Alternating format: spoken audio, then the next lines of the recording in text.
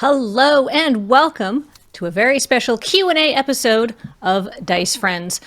Today we are answering any Qs that you may have had about Queer as Hell and many of our own A's. We just want to talk about how great this was. So I'm Kathleen, I'm the producer. I'm going to be fielding any Qs that come across. But more importantly, to answer your A's, we have Michelle Rapp, our dungeon manager. Hello. We have Cameron, who played Zillix. What? We have Tappy Toe Claws, who played Clarissa.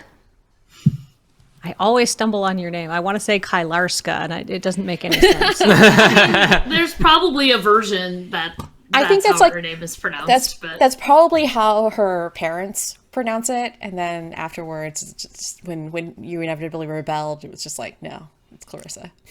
Perfect. This is how all those useless material plane beings say it, and you've just given up at this point, right? Yeah, exactly.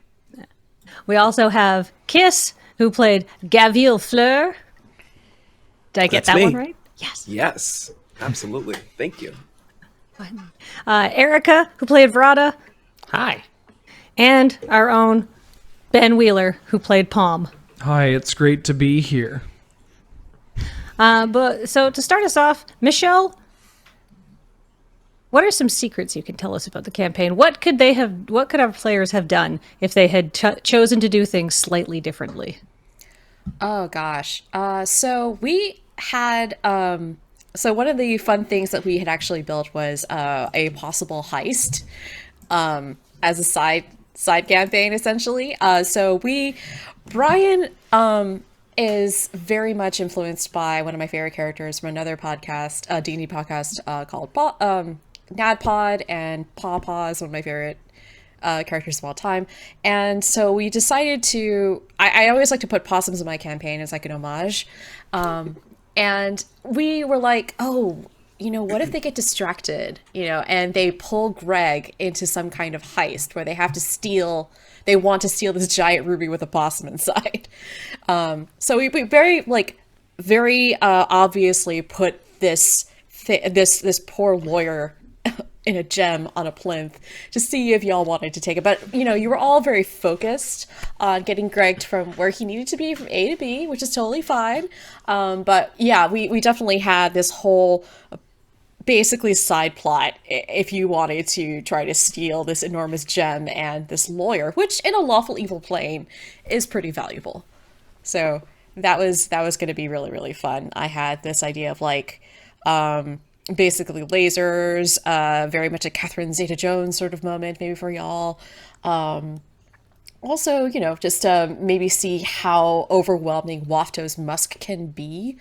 Because that was basically going to be the kind of the knockout gas, essentially, if you decide to go down that path. So it would have been a lot of fun. The battle axe. Yes, the battle axe, as it were. 100% infernal, 100%.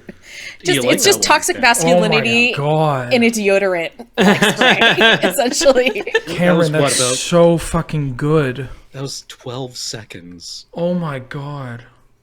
So yeah. Oh my god.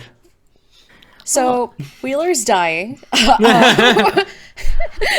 I was also just trying so hard to make sure this wasn't going to turn into a TPK at any point, but I was also wondering, what if I did? I mean, every DM has that thought in their head, right? What if I just killed everyone? This could be fun. Why not? I look really sweet, but deep down, I could just murder all of you, and it could be really interesting. Yeah. And then you all would be bound to hell, and that would just be also very intriguing and also a very interesting story. But yeah, the backup plan was if any of you actually died and you failed all of your death saving throws, you would just become an indentured soul, and I would just have you choose who you wanted to be indentured to. I am quite bad at the bongos, so that would probably have worked. Yeah. They wouldn't even be able to know that you were there. You'd blend right in. You're perfect. Literally. You would just be blended into the giant bongo monster. Speaking of things that people did, I don't know if it came up, but everybody got to use them, but everybody developed these special powers during world buildings that sort of reflected their characters and what the role there was. So I think that we should talk a little bit about how character building went for the whole campaign, and then we can go around and everyone can include a description of what their special power was and how they arrived at it and stuff like that. Mm-hmm. So Michelle, you led world building, so do you want to start us off? Oh gosh, yeah. So when so this all started with a tweet. I happened to just I have a Twitter account. I tweet nothings into the air, into the digital atmosphere, and Kathleen was like, hey, that's a pretty cool collection of letters that make an interesting concept. You want to work with me to do this? And I'm like, yes, very much so. So that's basically how this all came down. And originally, it was a little tricky to come up with what would work because Avernus, the infernal plane, is very complicated. Not only that, but we're not talking about, and we were drawing from traditional like Forbidden Realms, D&D lore for this, but we wanted to also make it comedic in a way because obviously Queer Eye, which was the other inspiration, is comedic and very heartwarming. And so what would be amazing was what if we tried to bring all those warm, fuzzy feelings into a lawful evil place. What would that look like? So eventually when I started reading through the lore, I found Phlegethos, which is the third layer, and that basically is co-ruled by Fierna and like another dude who is also... So Fierna is like the fun one, who is basically kind of sadistic, but also, a lawful evil person, and her co-ruler is more of a judge. And I wanted to focus more on the sort of pleasure-seeking gambling side of things. And as soon as I saw that there were opportunity that gambling and like restaurants and other sort of pleasures were available on this plane, I'm like, okay, this is basically Vegas, right? This is basically Vegas. What if Vegas, but also we threw in maybe a little bit of like a slight mafia sort of flavor with like the families owning different casinos, maybe some of the politics that enter into that. Originally it was going to be a lot more political, but obviously I think that would have taken more of a veer into like casino and stuff like that from Godfather and like that sort of mafia stuff. And I feel like that would have taken away from a lot of the heartwarming stuff that we wanted for the campaign. So we decided just keep the NPC list tight, keep everyone like keep just a few characters, keep them really well fleshed and well rounded, make it less about politics, more about getting Greg where he needs to be, because at the end of the day that's sort of the formula that Queer Eye relies upon. Is just, how do we polish this person to make them shine? And that's kind of where we wanted the soul of the show to be, even though it was wrapped up in these infernal wrappings, as it were. But yeah, it was a lot of fun. I based the Princess Palace directly on the West Gate in Las Vegas. I tried my best to. So for the past few years, I've been to GP Vegas. And if anyone else has been to GP Vegas, the West Gate Fireball is something. Channel Fireball usually has a block of rooms at a special discount rate at the Westgate, and you can kind of see why. They're cheap. Let me describe. Can I set the picture of the Westgate? Oh, please do. So the first time I go to Vegas, I'm already like my knowledge of Las Vegas was the Cocteau Twins album Heaven or Las Vegas, which I did listen to while there and enjoyed.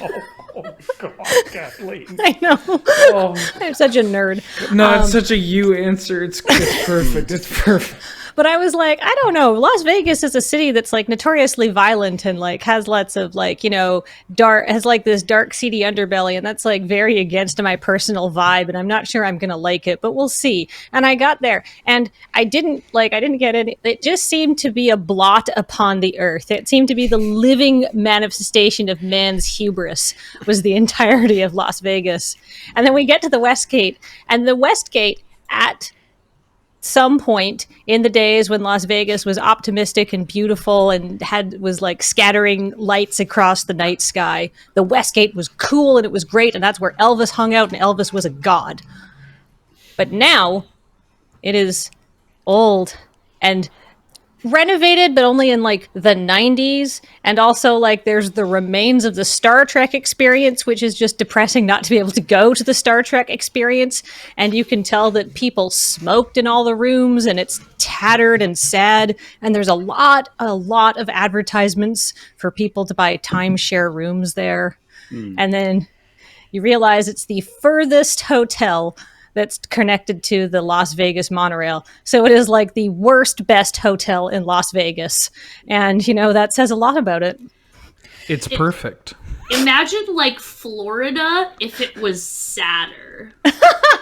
Like, I remember going downstairs for the free buffet that came with my room at the Westgate. And it just being a steel insert full of watery scrambled eggs. And toast. No, why did you go to the free buffet at the Westgate? It was free. It's the Westgate, so it's like 45 minutes away from anything else. Like, you would have to take a cab to get a train to go to a Dunkin' Donuts. It's like, it's way out there. In the middle of nowhere. Kiss, have you been to Vegas or the Westgate? Oh, yeah. I like Vegas. Sorry. Well, there are parts of Vegas that are good. They're just so far from the Westgate. Yes, the Westgate itself is like, I tried to make it clear in my like Phlegethos and like Abermock description, is like there are parts like Flames, which is like the other place next door to the Prince's Palace. Like that's based on like basically I think like the St. Regis and a few other like very high-end places. So I mean, Vegas is actually pretty great. So I actually don't mind. I don't know, Kiss, maybe we should go to Vegas sometime. Yeah, clearly. Yeah. Go ahead. Oh no, I was just saying it's great because for my ADD brain, it's perfect. It's just all the sensory stuff, and if you don't like the sensory stuff, they have a place that's artificially made to feel like you're not around the sensory stuff. Well, you're right in the beast of the sensory stuff. Plus, you can take walkies out and just get drunk on the strip, and you just sweat it right on out. It's great. Kiss and I are from Wisconsin, so we're great. Wait, I can walk around with open alcohol? This is great. It's just like home. It's kind of weird that after all these descriptions and comparisons to like hell, but all I can think about is like, wow, I really miss not going to the Westgate this year. Like I miss not having, because like it's a bonding experience, right? Yeah, like I did all the like destructive Vegas stuff when I was younger. And so now when I'm there, it's all like, I just want to get cheap beer and good tacos and like have someone try to start a fight with me where I'm like, hey, how you doing? Have a good one. And oh my God. It's great. The best tacos are like down the street from the Westgate, though. I will give the Westgate. They are good. Because you can walk to like the best tacos. El Gordo Tacos. Best tacos in Vegas. Sign off on that one. Cam, do you remember when we went to the Taco Bell Cantina and there was a fight that broke out behind us in the patio? Yeah, it was very nearly my Baja last. Yes. Like, there was a man who found a T-square and was swinging it around very aggressively. I do not know where one finds a T-square in the middle of the strip, but that's like that's like Frank Lloyd Wright's fighting style, right? Didn't he kill a guy with a T-square? God. I know. In not Pitch Black, Chronicles of Riddick, he killed someone with a teacup. Are we just letting Cameron get away with Baja last? Just move on, dude. Look, this is why Cam was perfect for a Bard campaign. Look at all the points of inspiration he's giving out. Like, these are all D10s. Yeah, I can D10s. just like, I can dust the group with cringe at my leisure. Oh, this is very. Oh my God, it is like Vegas. It's great. Yeah, just bottomless. I'm a source of renewable cringe. This is very powerful. It's okay. Possibly some wince. But I also wanted to like have the thing I took away from the Westgate was when I was there was just I had not been to Vegas since I was 5 and got lost in Caesar's Palace. So that was fun. And I when I remember going into the Westgate for the first time and just feeling this sense, I mean, it was definitely just maybe probably in my head, but I definitely felt this deep sense of sadness, desperation and resignation. And when I remember walking by some of the older folks who were at the slot machines and just seeing them feed money in and just like pull the slots and just like no reaction, just watching the lights blink on and off. And I was just thinking like, wow, yeah, this is perfect for Greg. This is perfect for Greg. It was just a giant infernal archdevil who's given up. And in a lot of ways, I wanted the Princess Palace and the Westgate to reflect Greg as a character and have those two, the two entities like fall into like a decrepit state, like in parallel with each other, and have that mirror each other. Yeah, it's like the Fisher King. Right? The body politic. Yeah, exactly. So I felt like it was a really fun way of bringing it in without, but basically and so I don't know if anyone remember, like there was a bongo, like when you were in the elevator, I made a joke about like how there's like a bongo repertoire. That was like my explicit call out to the sexy with 3 X's burlesque group that's inside the Westgate. Yes, right. The ads that play to you going up the elevators. That smells distinctly green. Like it smells puce in here. I don't know how that's possible, but it smells like the color puce in this elevator. Yeah. Kiss, you have this look like, why are you going to this crap? Like, you're just like, it's cheaper. It's just cheaper. You know you don't have to stay at the Westgate. Like that's like I just go there on like a second vacation. It's like the exponential vacation. I like. Kiss, where should we be going in Vegas? I judge no one on where they stay when they go travel. You stay where you are comfortable, where you can afford, where you are safe. I just get my Vegas jollies off at the big buffets where it's like you get the voucher. And you got to look for the right vouchers, because you can find a voucher for a $79.99 buffet for only $12.99, and you can reuse that voucher because they don't take them because no one will probably hand it, and you just keep coming back with the same voucher for that weekend. Hold on, let me get a pen and paper. Okay. What you want to do is you want to find the guy Volvo. Volvo usually hangs out in the corner.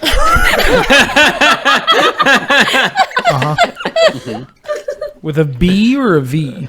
You choose. Volvo's great like that. Okay. So what I'm hearing is a queer as hell trip to Vegas with Kiss just organizing everything. We find the buffets, then we find the karaoke, we find the arcades, and then before you know it, you're back at the airport. It's great. See, I went to one buffet once, and I just realized I was subsidizing everyone else eating nothing but king crab legs. Because I was like, I guess I'll have the mashed potatoes and salad. Sacrificial lamb to the slaughter so that this crab was $80. So one of I actually didn't pay for my first brunch experience at Vegas. I was late. I was meeting a lot of magic people at the Wicked Spoon, and I didn't realize how the ticketing thing went, and I was already running late. So I probably was just, I imagine like the camera like following me, just this like small, angry looking Asian woman just striding into the brunch, just like, no one mess with me. I have people to meet. I am late. And then at the very end of the meal, I'm like, okay, so where's the check? And like, you had to pay before you got in. And I'm like, wait, what? Oh, takes his fork, leaves. I still have the fork. It's one of my favorite things. Oh, small acts of larceny are my favorite thing. I have so many glasses from Vegas. Wait, you stole So you got in without paying, and then you doubled down to steal a fork, or was that your like? Someone dared me to steal a fork, and when I'm in that situation and I'm 5 bellinis deep, I'm not going to turn that down. No, that's a genius grift. Like, if they catch you with a pack of bubble gum, like, they're not going to get you for the bottles in your back pocket, right? Or that. Yeah. I like that. Yeah, that's some It's heads a up. nice. That's It's a some heads nice up thinking. fork. It's a nice fork. It has a hammered finish. Oh, Yeah. maybe one day you can make it a pair. Next time I make a visit there, I'm just gonna keep filching silverware, and eventually. This campaign was queer as hell, and what's the saying? Be gay, do crimes. Yes. Obviously. Be gay, steal silverware. Be gay, steal forks. All right, I want to move us on from Vegas, and let's talk about character creation and how that worked and how people's characters got together in those special powers. So character creation was all done offline. We had like a session 0, and then we had another session of just let's work out these fantastical magical abilities. Excuse me. So Michelle, do you have any I don't know, let's just talk about character creation. Awesome.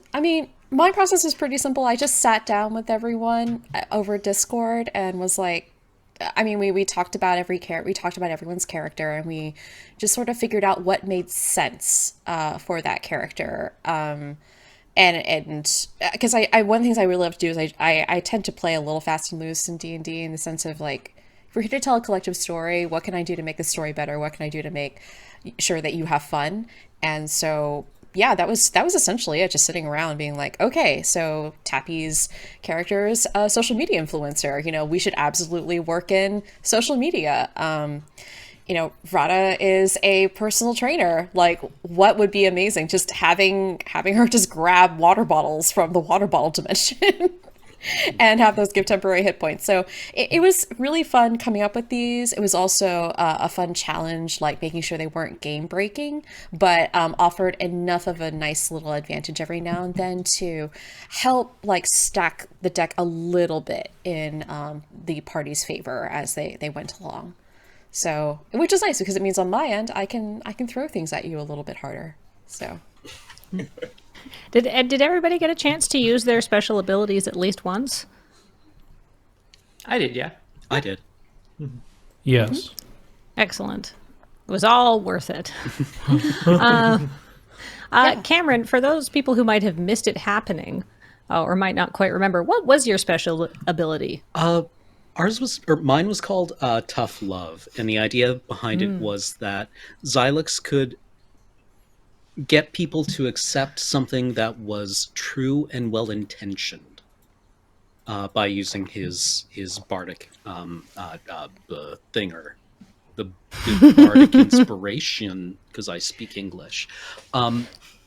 So that would just give a +8 to a persuasion roll, +d8 to a persuasion roll. And I figured he's going to have to probably say we have to get rid of your chair at some point, right? Like the Queer Eye thing where it's your chair has a mohawk and it has to go, my dude. It's not okay. What? Do you mean as in there's a ridge between ass, Yes. between ass cheeks? The chair has a mohawk. Is that what we're calling that? I was calling it the cheek ridge, but yeah, that works too. Meet me at Cheek Ridge. We'll cut him off the pass at Cheek Ridge. Right, and I imagine, I don't know if anyone here has read Achewood, because it's no longer 2004, but there was a great thing in this webcomic where they have to get rid of a couch, and one of the characters, who's a 5-year-old child, essentially is really traumatized by getting rid of the couch, and another character is no, you have to be strong, Philippe.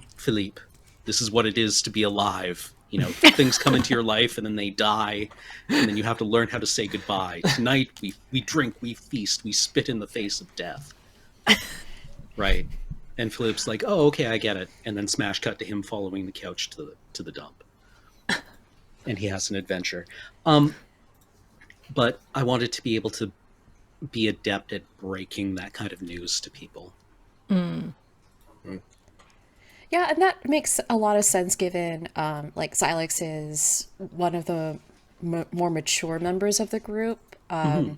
Yeah, and that it would make sense for him to, I guess, based on his experience, know how to phrase things in such a way that people will listen and consider it. And the thing about like persuasion roles is that, it's really kind of up to, I guess, what makes sense for the character you're trying to persuade, in a sense of like what might happen. For example, if you're facing a big bad and you roll a nat 20 on a persuade, like the big bad's definitely going to still try to kill you. They just might hesitate, and maybe their first roll will be at disadvantage. Well, it's it makes like them think. The great DM problem in D&D is, what does charm person actually do? Right? Yep. Like, because like, say you convince the person that you're fighting that you are in fact their best friend, because you're just like, hey, and suddenly you're, as a DM, you're like, okay, fine, I guess the combat's over because this first level spell says so. But what if you were fighting someone and you realized they were your best friend and they were on the other side of the line? And then suddenly you use this first level spell to give that other person like an epic character arc that occurs within like 3 seconds as they like suddenly charge tearfully at you with this sense of awful betrayal in their heart. Yeah. Steve, how could you? Scripts an AMV to it later. Yeah, exactly. Right? Like suddenly there's just like Limp Bizkit playing, or no, wait, no. Linkin Park? Linkin Park, yeah. Rip Chester. I was thinking more like a sad violin. Just in that moment, you have like a Snyder like a slow motion moment where you're like you turn, your hair whips, the rain flicks into the air, and then just this moment of like, no. And then like little rapping guys like, can't give up. Right? Yeah. And at the very end, they're fighting. They're fighting. Steve, we took Psych 101 together. How could you? Wake me up. I can't give up. Definitely hearing some big electric violin covers of Numb. Yeah. I can feel you there. Oh, This dear. is the entire first season of Naruto. Yes. See, it's. Go ahead, Kathleen. So in my mind, it's like, this works. So obviously you two are best friends. And then so you're going to cut to the local goblin bar where you're now having drinks with your best friends. And then you get to meet goblins and have goblin problems, which are probably they're definitely going to be worse than whatever problems you were dealing with before. But it seems like things have improved. The goblins at the local bar is how you meet Kiss and Sydney. Oh. If you're starting a campaign. Speaking of Kiss and Sydney, let's keep things moving around.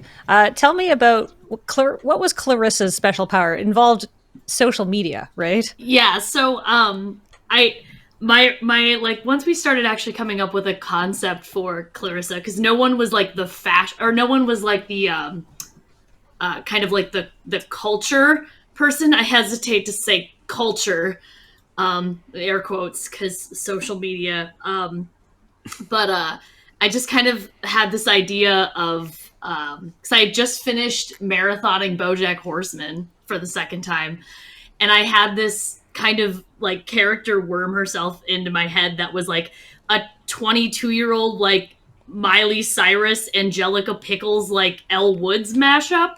And she just like, I was like, well, there we go. I've got a bunch of paint in my head, and I could paint myself like this and do something. I also was legitimately like, I got invited to do this really cool thing, and I'm super intimidated. I have to do something that is like actually good. And I was like, what can I do that nobody else can? I was like, I bet nobody else will paint themselves pink for it. So anyway, low-key really glad that none of the rest of you painted yourselves pink, because I would have just, imposters, I would have just died. Like, one of us would have had to change, and it would have been me. I just would have like... This is our gift to you. I would have left. So then I just like started, painting myself or whatever. And then I was like, well, if she's a social media influencer, like if that's her thing, then I have it within my power to make a Twitter account and an Instagram account for this character. So I did. And then we used basically if she got like over 50 likes on either of those things, then like she would get a bonus on her bardic inspiration, because she would obviously have like, you know, additional inspiration from her followers on Twitter or whatever. Yeah, the idea was like for every 50 likes, the strength of your bardic inspiration goes up by a factor. So like if you start at D6, then we go to a D8, and then if you got 100, then it go to a D10, etc., etc. So pretty great. I also felt like it was a fairly balanced idea, because yes, you can have a D12, but like sometimes D12s rolls 2s. So yeah. So yeah, it was I was really surprised, because Course's account has like 600 Twitter followers. So yeah, it kind of took off. I'm glad everyone seemed to appreciate that character. It was very fun. We were like, what is the most like white like what was it, white girl, popular white girl name like we could come up with? Yes, and we have to tieflingize it. And it was like, what if we had an apostrophe just because fantasy names? So yeah, that's how we ended with Clarissa. Yep, and now we are explaining it all. Yes. So naturally. Oh man. Speaking of explaining, Kiss, you were playing a tabaxi. Yes. Which sort of a lesser known D&D race, but he was a giant orange cat with an affinity for pasta? Ravioli. Correct? Ravioli. Yes. Legally distinct. I was like, once you mentioned, I think we were talking about Orson Welles being an inspiration or something like that. And we were like, we have to have Orson Welles the cat. Like, I need this. I need this in my life. It's 2-part Orson Welles, 1 part Salt Bay, and a dash of Heathcliff. Yes. From Wuthering Heights. Oh. So, that's Galflear. So yeah, I've never played a tabaxi before, and after I created this character, I ended up playing another tabaxi in a different campaign. So I got all my tabaxi in this spring. I was really excited for that. Mm-hmm. And what was I can't pronounce his name. It's just Garfield. I just made it as complicated as possible. I think I should know that. Well, and what was Garfield's special power? It was an adaptation of an existing D&D thing, sort of, right? It was called Fancy Feast, and it was, what was the name? Is there a spell? Oh yes, it's That has the Hero's Feast. So Yes. Hero's Feast is a high level spell that is normally not accessible to someone at level 3 or 4. But I was like, it makes so much sense that you would have this. Like, we have to make it happen. So we just like slightly diluted it, and I was like, yeah, you as one of the spell components, you've got to carry around like this crystal serving dish. So yeah, it was great. Yeah, the dungeon manager made it and did such a wonderful job. I'm just glad I got to use it right away, because it wasn't on the D&D Beyond sheet, and I knew I would forget it. But best way to drink poopy Mai Tai margaritas. So glad I got to contribute that to the party. It No directly dysentery for countered. us. Yes, it directly countered any of the poison effects of the Mai Tai margaritas, so that was good. Worth it, right? Worth it. I think the whole wretched My Tigerita thing is definitely a good reflection of Michelle and my sort of like creative minds, because she was sort of specking out how awful and dank we could make the thing and everything based on all of Michelle's ideas. And I was like, there's got to be an imp doing something wrong to the machine. Like, there's got to be some sort of mischief happening. They should have to make a perception check and not have to like and notice something. And Michelle's like, all right, I'm on it. I didn't realize that at first though that you would make them actually actively poisonous and dangerous to drink. Oh yeah, it's poop. It's poop in a drink. I don't know if you know this, but there's this, as Kiss mentioned, there's this thing called dysentery. You can check out If you my, played this other game called, account. yeah, if you check out, I should do like an Oregon Trail stream. It's just like this. This is a thing. So the very first time I played D&D, we were going on it through a dungeon crawl, and we were like clearing the dungeon level by level, and feeling to be very clever, I made my character take a dump in every water vessel all the way down as we got down to the bottom, and I was like, that way if any bad guys follow us, they'll get dysentery. And there was never any payoff for that, so I had thrown that out of my mind as a possible thing to do. So I'm glad you brought it back. I mean, how could I not? You're literally eating poop. I don't know what to tell you. Well, But I tried to make it like at least small, so it's only like a D4 of damage. It's okay. It's okay. You're fine. You sleep it off. It's okay. I mean, what is alcohol really but just a slow poison? it's a battle between the poo and the disinfectant the poo is swimming in. Yeah, and the Mai Tigeritas are not alcoholic enough to kill whatever is inside that poo. So, yeah. What if the Mai Tigerita ingredients had somehow been naturally fermenting, due to unsafe food storage practices? So it was like you're starting from a mildly like alcoholic kombucha base. Kombucha. Is this supposed to be like effervescent? So no, I thought it was icy. Yeah, it's basically like a so it's a Mai Tai and margarita, but I have in mind like a what are those margaritas, like the ones that look more like slushies and come in like plastic cups rather than like the nice one that come in ones in margarita glasses. So yeah, I basically have this idea of like a sickly, in my head it tastes like slightly salty, it's sickly sweet, there's so much sugar, there's so much ice, there's some alcohol, there's some squid love, and food. So yeah, definitely pictured it as, not to bring it back to Vegas, but the Casino it was Royale. Vegas inspired. Yeah, the Casino Royale on on Las Vegas Boulevard, and they have $1 Michelob extras and $1 like margarita, like just slushy margaritas that are so alcoholic, like you're down for the count after like 2, and it's pure sugar and it just looks like a slushy machine. It's like, oh, I know exactly what this is. Yeah, I was also wanting to make a reference to, I think Applebee's has like a $1 margarita thing, and it's like a very dad thing to do, and I wanted Greg to have a lot of dad energy. So yeah, He had a lot of accomplished. Dollaritas, right? He had a lot of BDE, big dad energy. Look, Greg just loves the Eagles.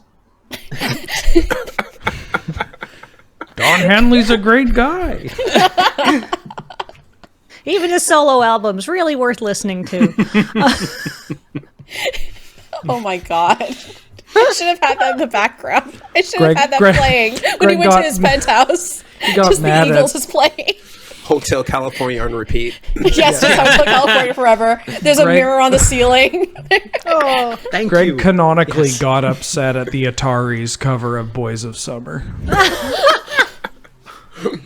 Yeah, I wanted Greg to like exude Eagles Beach Boys energy, but like the early Beach Boys, not like the later ones where a lot of them got not so great. And by not so great, I mean like, racist. So yeah. But yeah, Greg, big dad energy, and yes, thank you so much for for employing the fancy feast when you did, because it was fun, but I could see how heading into your first combat with a poisoned condition could be awkward. Speaking of combat, one of the characters that really got things done in combat was Vrada, and her unconventional use of cleaning materials in the first encounter. Yep. Erica, do you want to tell us a little bit about Vrada and her special water bottle power?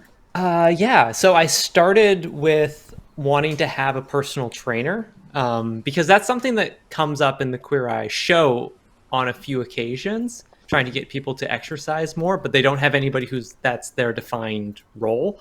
And I liked sort of breaking outside the box a little bit and doing that. And that sort of naturally led me to College of Valor Bard. And I had been reading Tasha's Cauldron of Everything, and they have a unarmed fighting style that I wanted to try out. And so I went with that. I took a level of a fighter because that was the easiest way to go about getting that. And I wanted her to be... So I take great pride in that Rada never killed anybody in this campaign.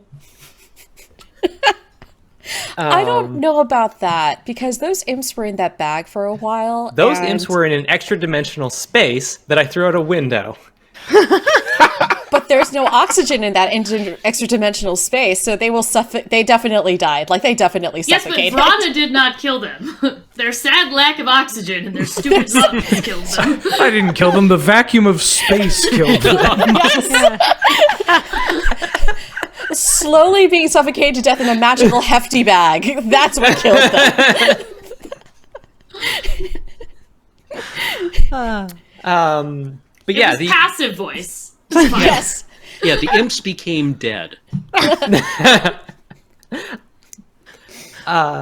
the water bottle, I was racking my brain to try and come up with some kind of special power for her. She was a very straightforward character in that she is a personal trainer. She punches people. It's not like I had such a hard time coming up with anything. I just thought it would be hilarious to have. I was thinking about it like from the lens of a TV show, and I love gags where it's just like somebody pulls something from off camera. There's something like happen. The view of what people see through the camera is only what exists. Everything off camera sort of doesn't exist. And so having somebody who can just like reach out and at any point just pull something in from off camera is very funny to me. And I just like that idea. And then Michelle added the temporary hit points. So it wasn't just completely, it's like, I just wanted something that was hilarious. I didn't care if it was actually good or useful in any way whatsoever, other than just like having, a drink. Just thirsty. Yeah. Stay hydrated. Yeah, exactly. Yeah, I really loved that idea. I felt like, since y'all are just a bunch of bards, it is maybe a good idea to have the ability to, I don't know, stock up on some hit points before you head in. So that was my sneaky way of trying to like put in a little bit of support, like a little bit of a support class in. Along with the fancy feast a little bit, just to make sure you all, survived and whatnot. But in addition to that, it was just like, Rada, so we also did like the whole thing where like your first bottle from bottle space is free. And then like you roll for additional bottles, and it's like every short rest, or I know every hour, like you can pull a bottle for free, but like then you have to roll a d20, and depending on how well you roll, you can pull additional bottles for people. Because I could totally see that like happening. I kind of saw that happening like right before combat. Maybe you're just like, water for everyone, hydrate. And then we have temporary hit points. So that was sort of my thought. It also just makes sense because, water is good for you. And staying hydrated is important. Burning question. Yes. What style of water bottle? I figured these were just like Evian bottles. All right. A normal water bottle. Yeah, just like plastic disposable water bottles. She probably puts the bottles back wherever she gets them from. So it's not like she's generating litter, at least not on this material plane. It's just you're just reaching into the back of a 7-Eleven fridge somewhere. Yeah, it's not the elemental plane of water. You're just reaching into another place in Avernus, right? Actually, where the damned souls who work convenience stores go. It's actually, I don't know. In my head canon is like it's a 7-Eleven or like some or like a Costco, but like it's in heaven or something, and that's why it gives temporary hit points. Like you just reach off screen and then you just pull, and it's like there's a slight halo of light. So what you're saying is she's getting these from Fantasy Costco. Fantasy Costco for all your dreams. Oh gosh. If you watch the All event, your if you dreams come true in bulk. There it is. There it is. who are you? I knew Paul had that one ready. God, I love that podcast. But I want to keep us moving along. Wheeler, this was your first time ever playing D&D? Your first campaign? Beyond a 2-hour drunken single session that I can't remember much about. Yes. Yes, it was. And it was great. I can't give Michelle enough praise because obviously I've been surrounded by D&D stuff for all of my nerddom, but never really got into it and tried it and was like, it's not for me, but kind of got the itch again, and Michelle made it a phenomenal experience and one that will definitely... I'm now hooked. I'm absolutely hooked. And Michelle was super helpful because it was kind of intimidating. I have a saying of, if there's a wiki, there's a way, where I'll just if you give me a bunch of books, I'll be able to read everything about it, but that doesn't exactly put you anywhere, because then I just start overthinking everything. And Michelle's like, no, it's okay. Let's, we can walk you through it. We've just got to make it as enjoyable as possible. And we ended up, with her help, ended up figuring out the character and, made by the first commercial break on the first episode, I was like, I know what I'm doing. Vaguely. I knew what I was doing until I didn't know what I was doing. And then it was like, okay, no, she was there to help. So yeah, I can't give enough praise to Michelle for making this a phenomenal experience. Oh, thank you so much. It was a real honor and pleasure to be your first DM that you can remember.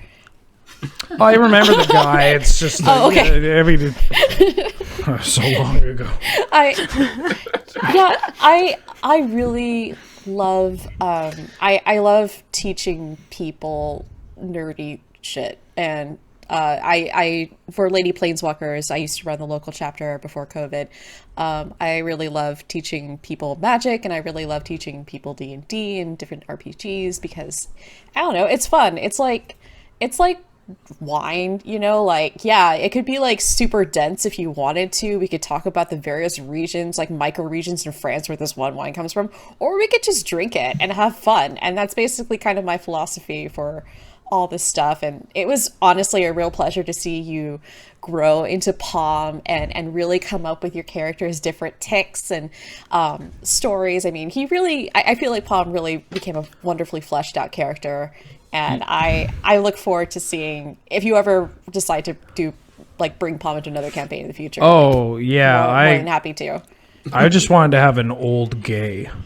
Yeah, I just wanted there to be an old gay, and I knew that Loxodons were at least familiar territory, and I'm like, I know what they're like, so I can at least probably take that to this, and then just this very old staunch gay from years of homos past, of just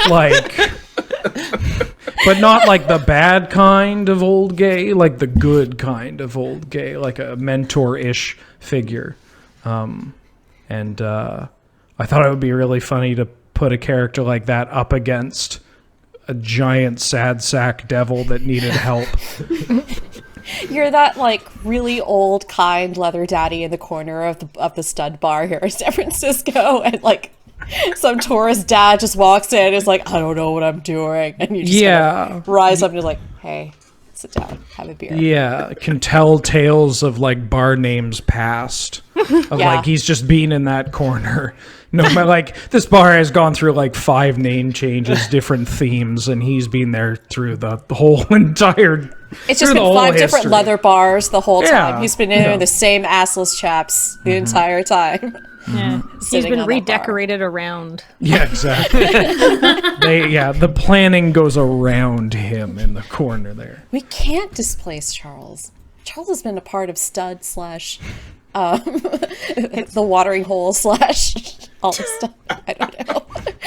for years. Honestly, I'm trying to remember some of the old like Davy Street gay bar names from Vancouver, iconic gayborhood.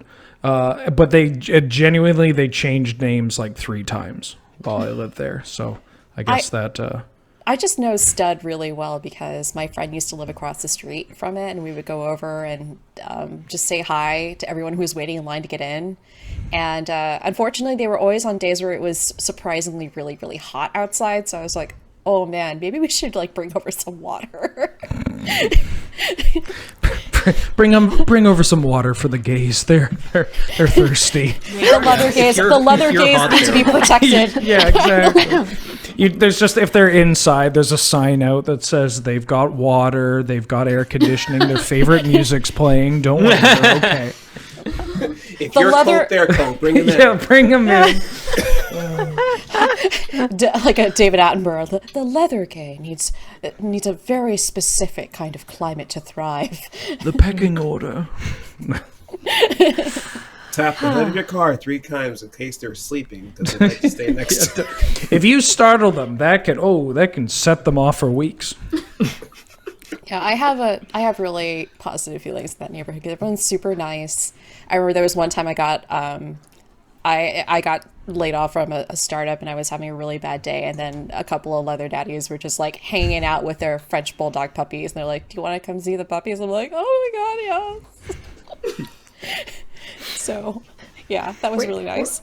Were you crying into the soft fur of 2 adorable French bulldog puppies, Michelle? Were you just like, or the soft fur of this old bear's chest? They're there. It'll be okay. Both, just like puppies in one side, this burly man's chest in the other, just like my partner standing over there, a slim software engineer, just being like, I don't know what's going on. Before we move on, Wheeler, what was Palm's special ability? It was called the French trunk, or the original French trunk, I think. I have original in italics here. But it was... I wanted Palm to fit... I hadn't watched the new Queer Eye before doing this, and then I binge watched everything with my husband over like 3 days. And it was a roller coaster ride with some of the gentlemen on that show, and I was like, oh, okay, oh, that's not great. Well, they're getting better. Oh, no, it's okay.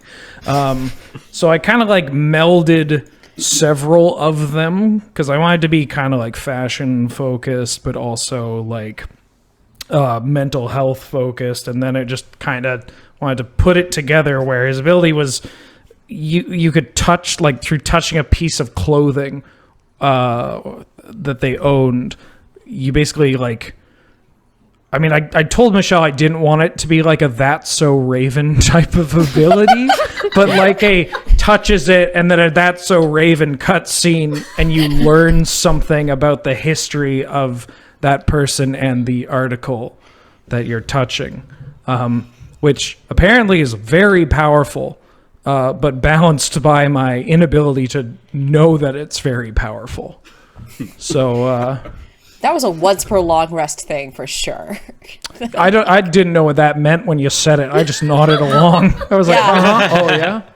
You can only do that once per day. You said that, and I was like, well, it's a week between shows, so that's probably fine. That probably counts, right? You can only do this 52 times a year. Got it. Yes. I'm just keeping track. I got 50 more. Yay. You got like a calendar. It's just like a punch card. Yeah. Oh, God. For every 10th clothing vision, you get like a free pint of ice cream in the mail. Yeah. And then you touch it, there's another vision of the person making the ice cream. Oh, no.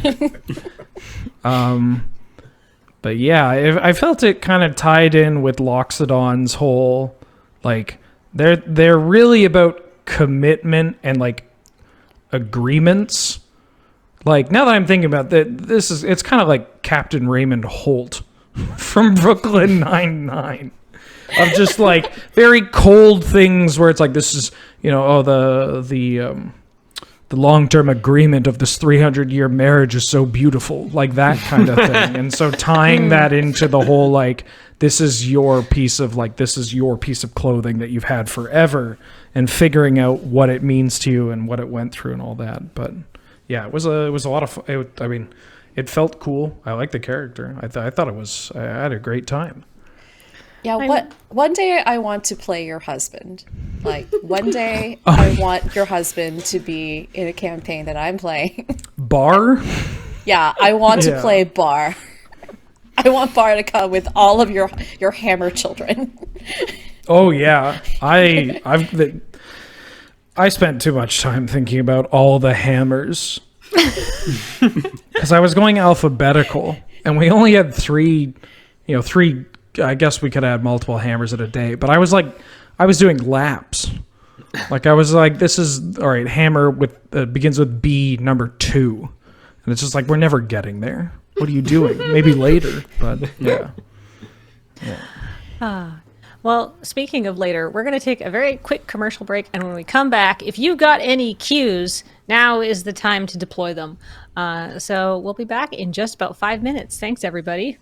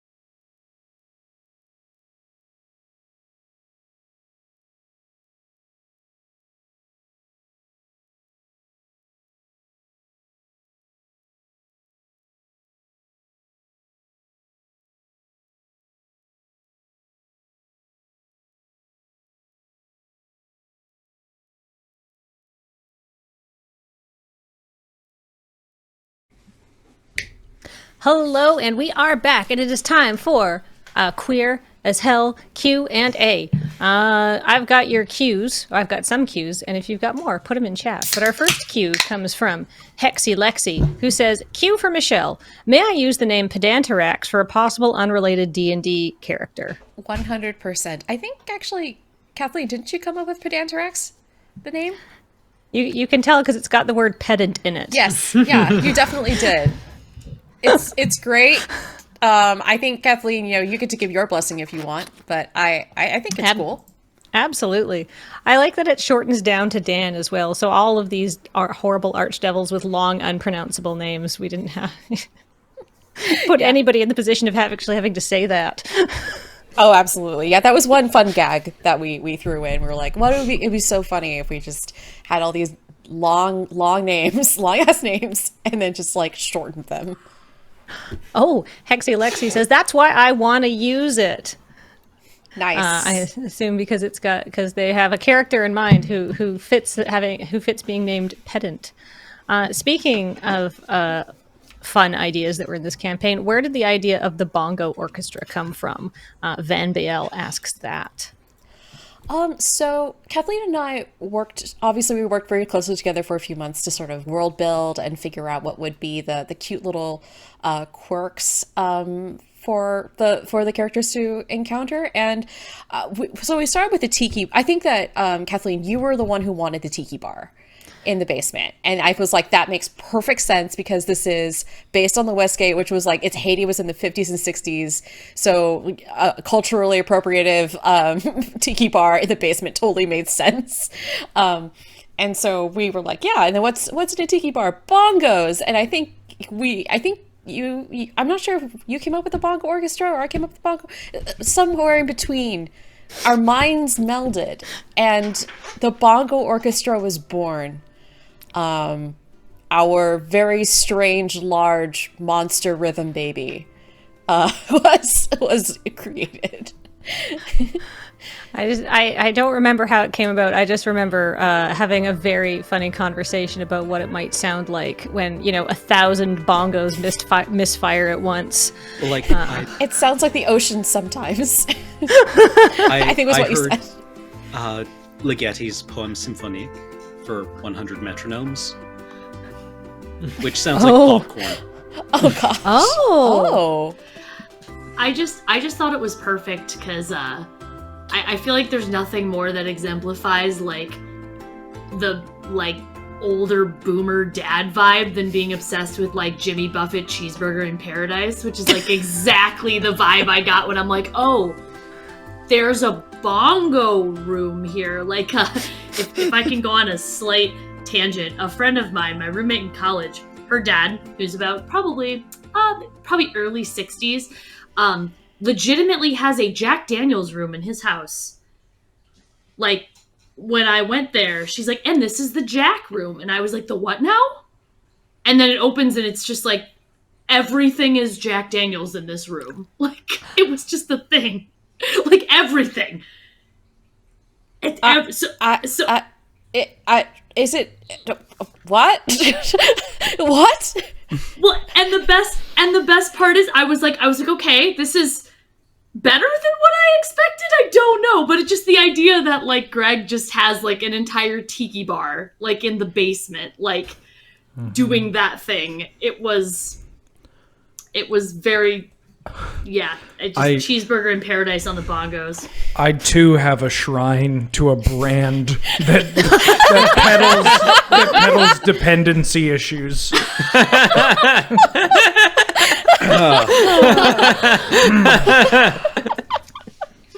Oh dear. I'm just upset. Not upset. I was definitely itching to get to use the word bongocero in conversation because I haven't ever, and this was the perfect opportunity, and now I get to say it here. But that's it. Thanks for listening.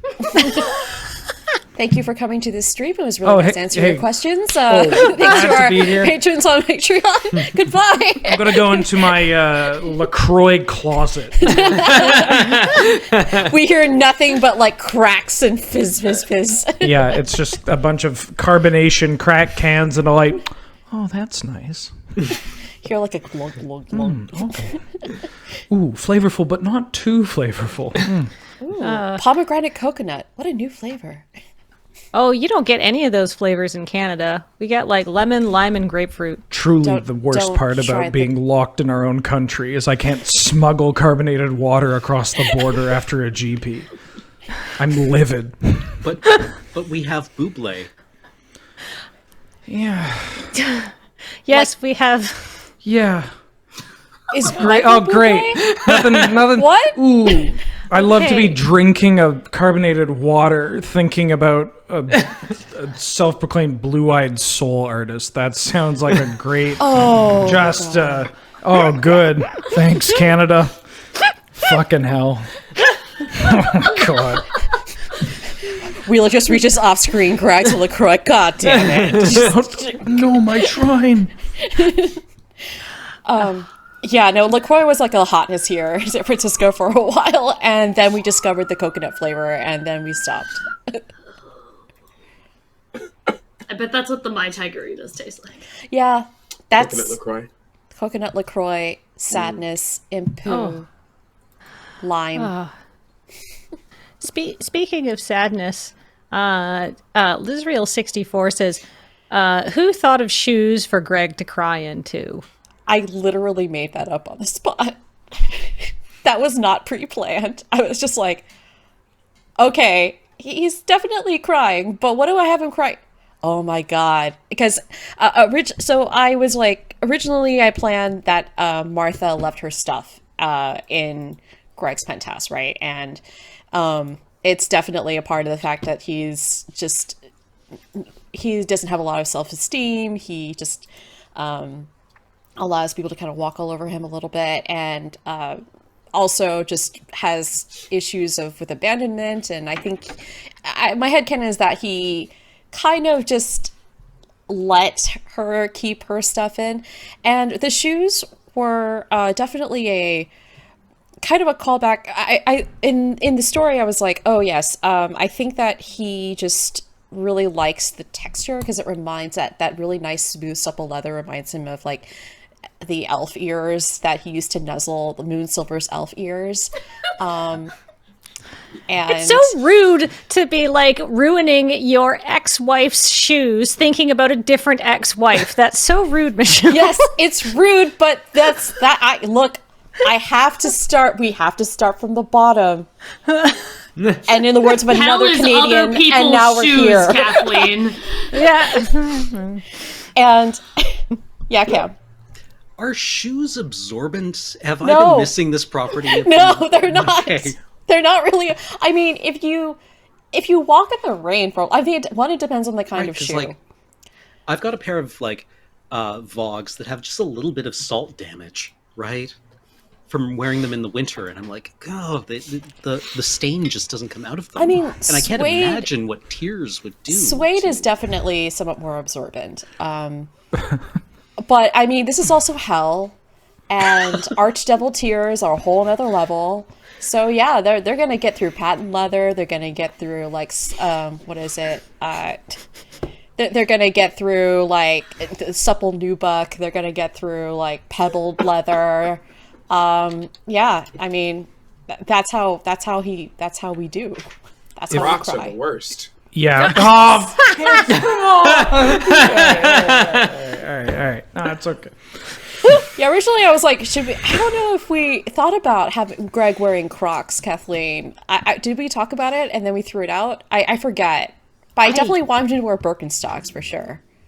Yeah, I think Paul, can we bring up Greg's art really quick? I don't remember what shoes he's wearing. He might be wearing socks and sandals. He's wearing socks and sandals He's for got sure. Socks and sandals. Yeah, he's got. There we are. And Yeah, it's not he's- even the good combination of socks and sandals. Yeah, I wanted him to wear like Birkenstocks and socks together. It's a Birkenstock situation. which is totally not what an arch double should be wearing. But yeah, no, I needed to have him start somewhere really sad and very pathetic, because then it can only go up from here, right? Like, it can only go up. And it did. It was very successful. Speaking of very successful, Boomy Yakalo says, "No Q, just want to give you I'll give you all a huge shout out for being amazing and making great stuff because it was such a good campaign." Yes. The next question, while we're on art, from Johnny Kefka is, what was the relationship between the art and the story? The excellent art in the story. Was there any art we didn't get to see? Any story that was guaranteed to happen because the art was there? What a good question. Kathleen, do you want to answer that one? Sure. First of all, the art was all done by our wonderful sort of resident artist, Featherweight. They've done art for a lot of campaigns, and I wanted to work with him because, like, his art is so wonderfully expressive and clean and joyful, and I thought it would really like go with the vibe of this campaign, right? And it would like fit the sort of like cartoony sort of world that Michelle was building up for like Greg and all of the other characters and stuff. He's very good with exaggerated proportions and still making them look like natural. So he did all of that. And we came up with, basically I was like, well, let's give him lots of lead time. I'm all about like working ahead. So I'm like, all right, I want to have like a 6-week art deadline. So we came up with like all the NPCs and made sure we got all of the art briefs into him very early in the process so he could start working on those before the player character stuff came in. And so it was very fun seeing it come back. But I was thinking, well, we're very committed to using these. And it's interesting because as it actually plays out, we barely saw Solage and Wafto, but we never saw Brian J. Squirrel. And I wish we had. I wish we'd done art. Yeah, I wish we had done art like of Brian J. Squirrel. Like such a breakout star. Such a breakout star. Also, would love to see Featherweight just do a take on a possum. Like, I'm sure it would be amazing. But Featherweight was amazing to work with. His turnaround time was really fast. Not only that, but like he was super receptive to feedback. Gave really good. If I had questions, he'd answer them really clearly and concisely. And I think that the direction we gave was basically like Dexter's Lab, Powerpuff Girls kind of like vibe, which I think came across pretty well. But in particular, Dexter's Lab, just because I wanted that kind of like very angular, over exaggerated cartoon look. It turned out fantastic. Let's see. Was there any story that's guaranteed to happen because the art was there? Is the last part of that question? Yes, the whole wedding stuff that had to get used because we had different wedding art for everyone. And we gotta have a wedding. Like it's like Shakespeare did it best. You gotta have a wedding. That's how you know it's a comedy. But it was very important that we had a pantsuit. That Anne was in a pantsuit, and we were like, Flora is going to be in a beautiful dress, and we even did like reference photos of what these looked like, and that was a lot of fun. All right. I am now scrolling through chat there's a lot of reactions and stuff like that. Scrolling through chat for any cues I may have missed. But actually, I saw it and I can't find it. Somebody asked, when did Clarissa and Zillix become related, and how did that come about? That was pretty late in character development, wasn't it? I think it was just because I remember Michelle had said that like she didn't want us all to be tieflings. I think because like that is fair. Obviously, there's like a ton of different like character types you can be in D&D. So why would we all want to be the same thing? But then again, there's every like joke meme that like everyone who's gay just makes a tiefling because it's like a thing, I guess, apparently. I don't know. My friend sent me every meme about, haha, you're gay, you made a tiefling. Like, in the best way, obviously. Yeah. Teasing me for the best reason. It's no lies detected. Yep. No lies detected. Yeah, my friends naturally just like bodying me in the group chats, right? But I don't remember. I think it was just because like, I don't know. I think it's always kind of fun to have like some side relations, like in the background of stuff. Yeah, I remember this. I actually remember this conversation. So I'm also a potter, and I package my art, and I was like, oh yeah, I just got this packaging, and I mentioned that I got it from Uline, and Tappy were like, oh no, Uline is like the most terrible place, and you were so I excited. didn't know.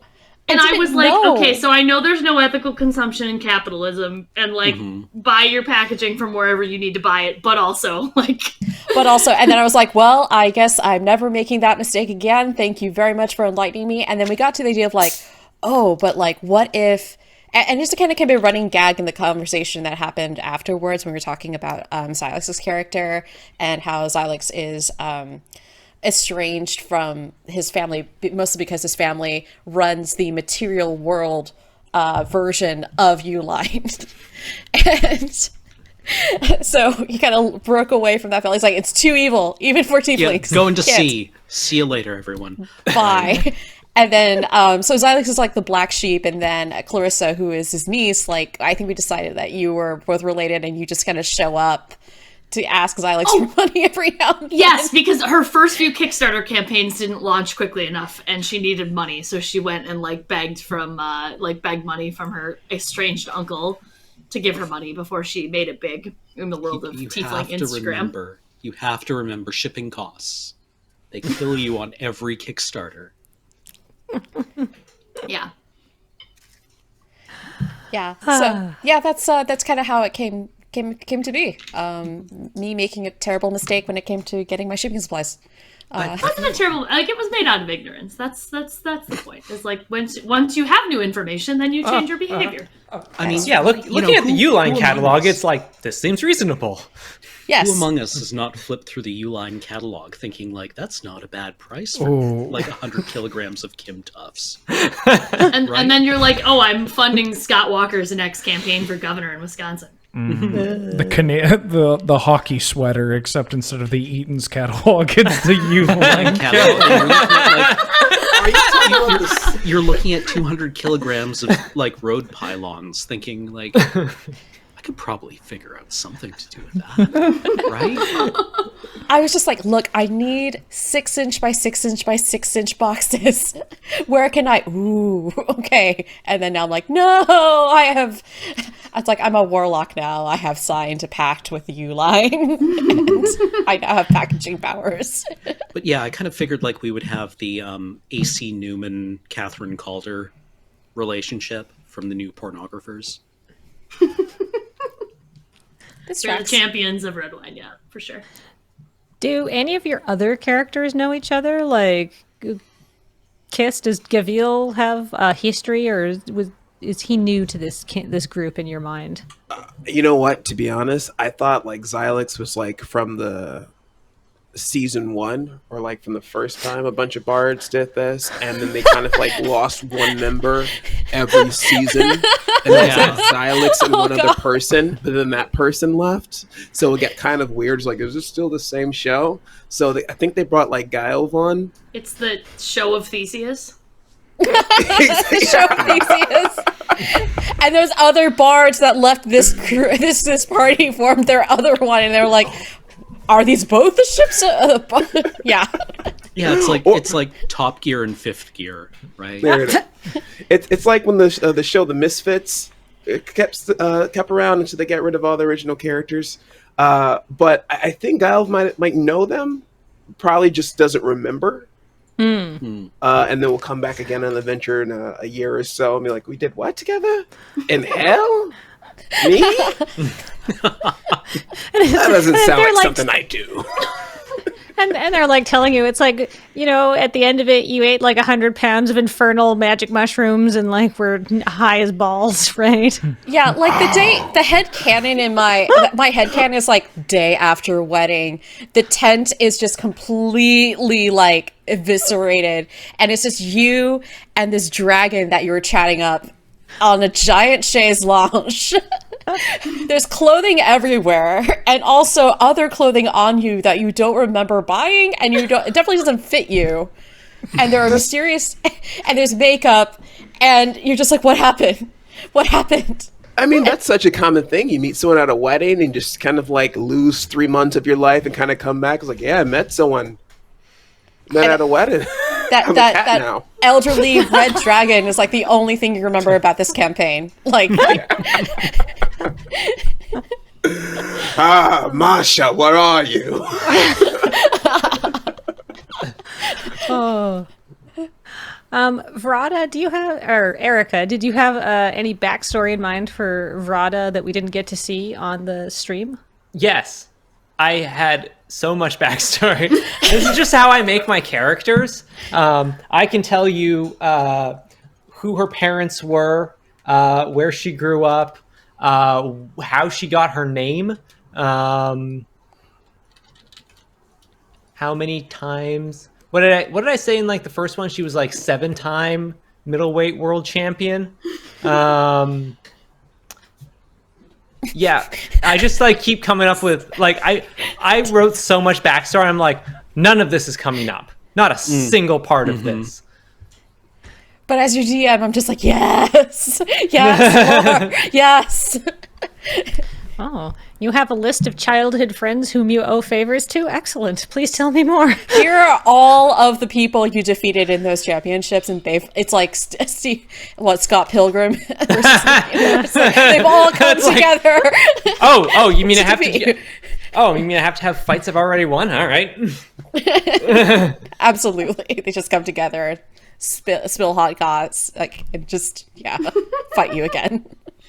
But I didn't write in that I knew any of the other characters. That was just sort of like, we're just going to accept that we have been shoved together. So I will accept this plot point.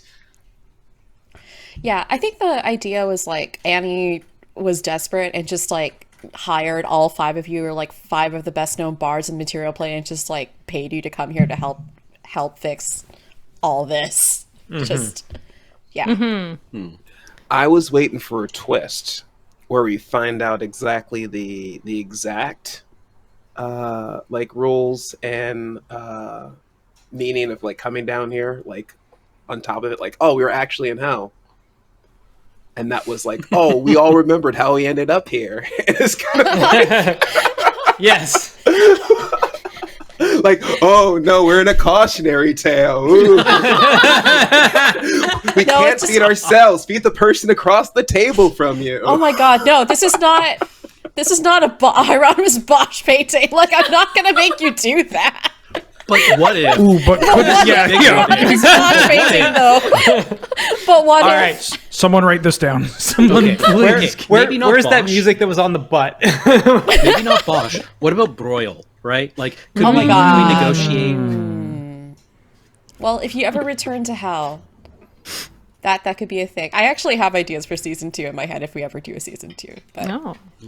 Well, there was a question in chat about that, so preemptively answered. Boom. We're on top of stuff. Speaking of things to do with like the actual campaign, Pharaohbender27 says there was talk of ley lines at the Prince's Palace in session 2. What was up with that, Michelle? So basically the idea is that there were ley lines underneath. My headcanon is that Greg was the first one to come to Abermach and meet up with Fierna after his descent from heaven, because he wanted better orthodontal benefits, and was basically that doesn't cover Very like, reasonable. braces. Yeah. Well, if you're an archangel, you don't need orthodontics. It's the principle of the thing. It's the principle of the thing. But you do need a really good eye doctor. That is true. So many eyes on that room. So many eyes. Yeah, I like to imagine like Greg's previous form was just like 1,000 eyes on 1,000 different biceps and quads, just like wielding a great claymore. Yeah. Let me flex my biceps. Yes. One of them traditional like Mega 10 angels that are just unsettling and awful. Be not afraid. Don't. I really love how Bible angels are basically like, hey, don't freak out. Don't freak out. You're freaking out. Oh crap. Oh, You God, did the one thing I told you not to do. Okay, I'm a puppy now. Is this better? I'm a puppy. Did they ever consider it might be less weird if the eyeballs like didn't talk? Like maybe that was stepping over the line there.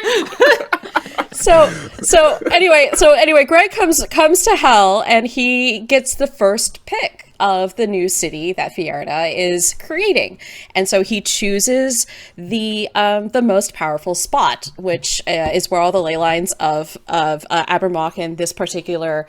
It's not like all of them. It's just one hot spot. So it's basically a hot spot. Essentially, this is like premium Wi-Fi 5G situation, except like infernal and magic and stuff. So so when we were constructing this whole campaign, like Kathleen and I were very adamant about making sure that this reflected the lawful evil aspect of the plane as much as possible, and thus contracts were essentially going to be the main way of going about things. And that's one of the reasons why it was really fun to have y'all shoot contract papers out of the sky.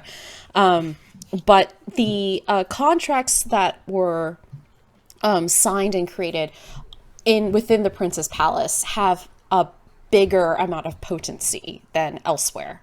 So basically, if you sign something, even if it's just a napkin order in the Prince's Palace, that particular agreement is way more binding than other places. And I was, basically, it would have been fun to see if I could trap any of you into signing anything, but we only had 3 sessions, so shrug. But that was sort of the logic that I had. Yeah. Very cool. Let's see. Do we have any more questions in chat? I'm not doing a very good job of keeping track of the questions, even though that is literally my only job right now. But let's see. I have a question for all of our players.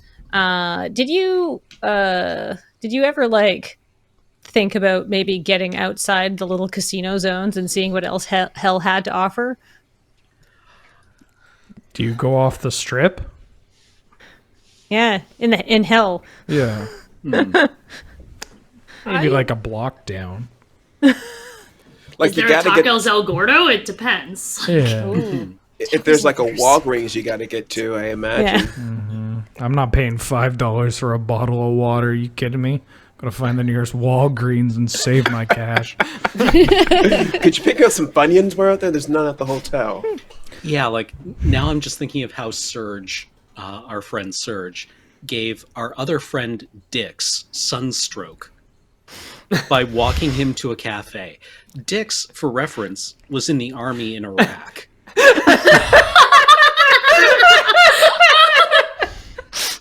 But it's a dry heat. That's all it gets you. It's that dry it's dry heat. It's totally That fine. dry heat.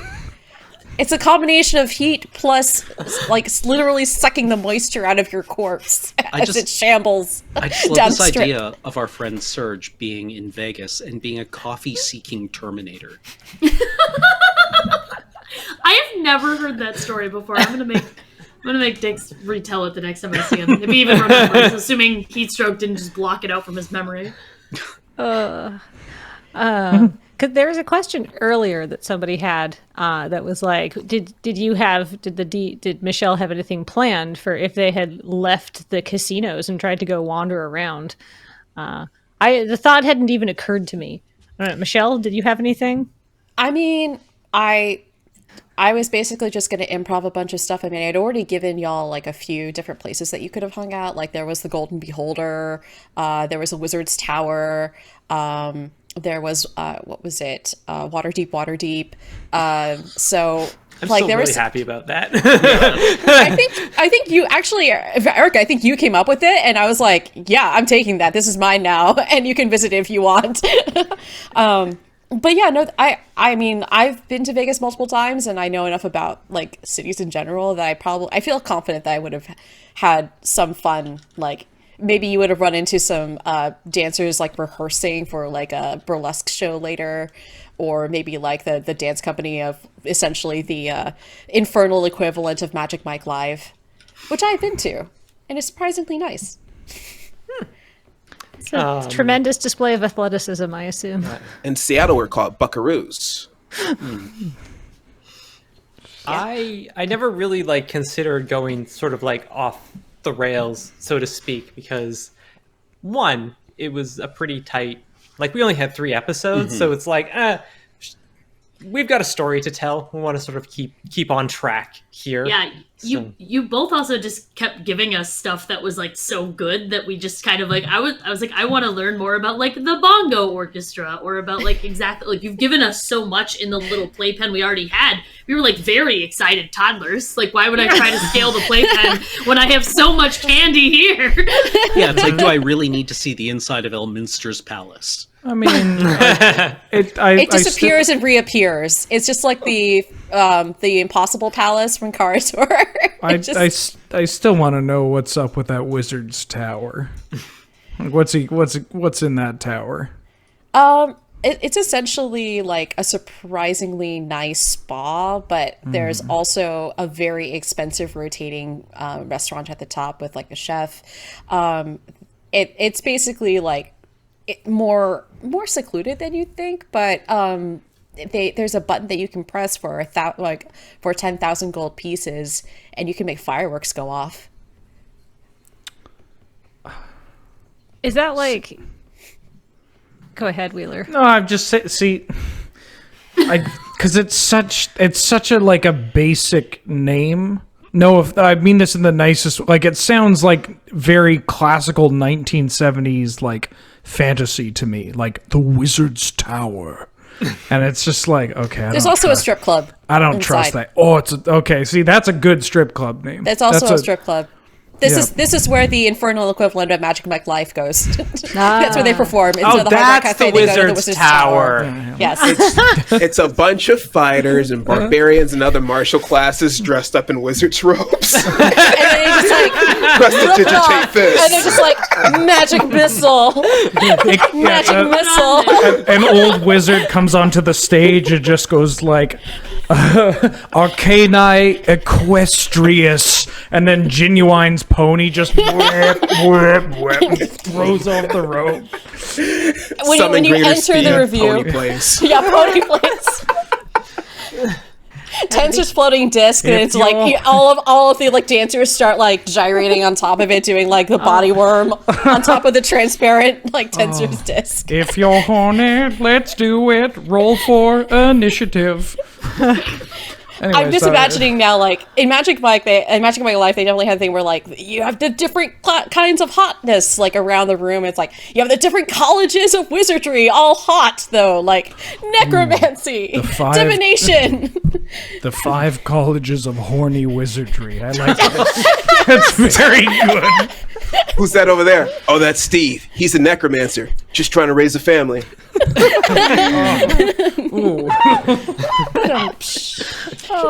Because he needs to work. He's working. He's got to provide for the family. Yeah, you got to put food on the table. Materials cost so much. Oh yeah, see over there, that's Philip. He's a divination. He always sees what's coming.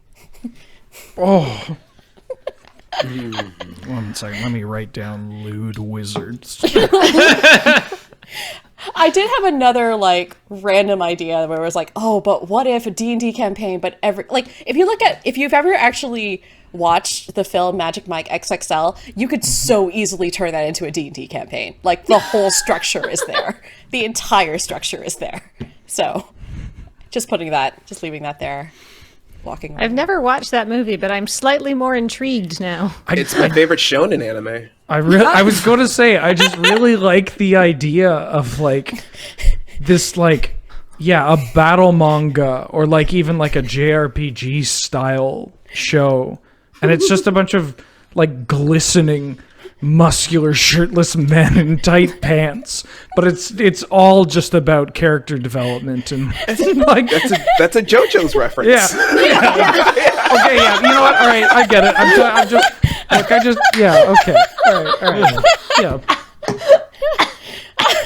Oh no, don't kill Kathleen. Oh, no, it's fine. But anyway, yeah, so that's Wizard's Tower. Wizard's Tower is a strip club that you could have gone to. The very nice stripling and only coming, lap dance with only consent, that sort of thing. Yeah. I have a question for Paul from Hexy Lexi. It says, were there any technical challenges during the campaign? How did you get over them, if there were? Hey. Just slide into the screen. So I mean, the one thing that we did a little differently in this is usually for campaigns we have it, pretty much static in terms of what people see on the screen. Just, because we want the sort of the focus to be on the players and stuff, and also just be able to see the reactions of all the players as things are happening to sort of more keep the feeling of the people sitting around a table, I think. But for this campaign, there was the special confessional camera thing we did, where somebody could have an aside with Bingley. And so I made the thing that could be like, whoop, hey, here's a big version of this person. Or, here's a different person, and so we had this idea that would be a fun thing to do and sort of make it more like a confessional, like people are talking to. And at least in my mind, that was out of time. People, I don't know if it ever actually happened, but yeah, I like the idea that people could do that in the middle of a combat round. And somehow everyone would just sit around and wait while they did their confessional. Yeah, it was a free action, so you could totally take it any time. Yeah, it was not a problem.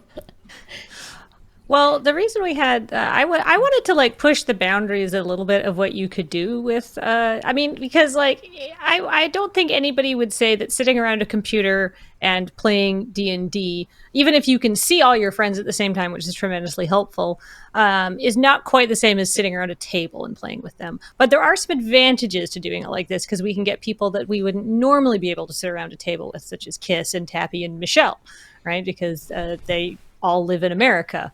But if we are, doing it digitally, what could we change camera angles to give some people like a focus moment almost, because it is being put out for broadcast, right? This isn't a traditional D&D game. We are creating an entertainment product, and how can we enhance that entertainment value? And we tried a little bit of stuff with background music, which I was always basically every time it came on, I was make it quieter, make it quieter, make it quieter. Because I just wanted a soupçon of atmosphere. Just, basically the auditory equivalent of yes, I smell the food the restaurant is cooking, but not in an overwhelming way, right? Just gives you an idea. Auditory LaCroix. Yes, exactly. Just the suggestion. Somebody slides across a sheet of paper to you, and you pick it up, and you see it, and somebody has written in very elegant calligraphy in square brackets, music. Yes. Well, it's great. In the last episode, if you look in the Discord where we were talking a little bit back and forth, in the last episode, I have a music track called "Sad but Inspiring Music" that was prepared for when for when Greg had a real heart-to-heart with his daughter. And so me and Kathleen kept going back and forth and being like, is this the heart-to-heart? No, this isn't it yet. Wait. Okay, wait. Whoa, when's it happening? There was a lot of deep emotional moments, and so it was where does the music come in? You don't want to start and stop it abruptly, because I think, having this beautiful music abruptly cut off would possibly ruin the scene. Yeah, especially during combat, it's oh, Annie, thank you so much for being so supportive. Pachinko machine thrown out the window. But no, seriously, thank you both so much. I've literally never done something like this before with regards to production levels and whatnot. So I just was Kathleen took the lead. Paul was amazing. And I was just I'm just going to be over here with my low tech dice and my books and a pen. Are you kidding? You use D&D Beyond. I was That's true. I was I don't want to roll dice digitally. I want to roll dice on my own and have a piece of paper in front of me. So I am very low tech, but Although now that I've used it, D&D and Beyond is great, and I'll probably use that for my next campaign. Just seems really like a handy way of doing things. So. Also, there's an app for that. Yeah. It's actually really great. The app is surprisingly well designed. So we're not sponsored by D&D Beyond, by the way. We just really But if you want to sponsor us, get in touch. Yes, please let us know. Yeah, D&D Beyond wants to send us beyond. I'd like to take my bank account beyond, but Yeah, kind of like End of Evangelion, I guess. yeah. Congratulations. Congratulations. Is there? I'm not seeing too many more questions in chat, but if anybody does anybody have anything they want to talk about or anything like that, or just compliments, comments, anything? I did want to drop, because it didn't come up. So Greg is Pan. Greg is Pan. Greg has lived for a very long time. Greg is an archdevil and has had 89 different marriages / partners. I guess he's had 89 marriages, and that doesn't include the various partners he's had who he wasn't married to. So yeah, definitely lots and lots of other lovers that he's had before he became like this. So yeah, I think it would have been fun to introduce some of his other still living partners, ex-partners. Have an assortment Hopefully of shoes. some of them. No, the shoes was just with Martha. Oh God, Martha very quickly became one of my favorite characters. I loved her. I was not expecting her. She just like grew on me. Anytime Michelle did the Martha voice, I kind of was just like, okay, all right, let's shut up and listen, because it was just so good. Easily my favorite character, just like immediately, just. She needs like 5 more levels until she's like Loxana Troy. Yes. I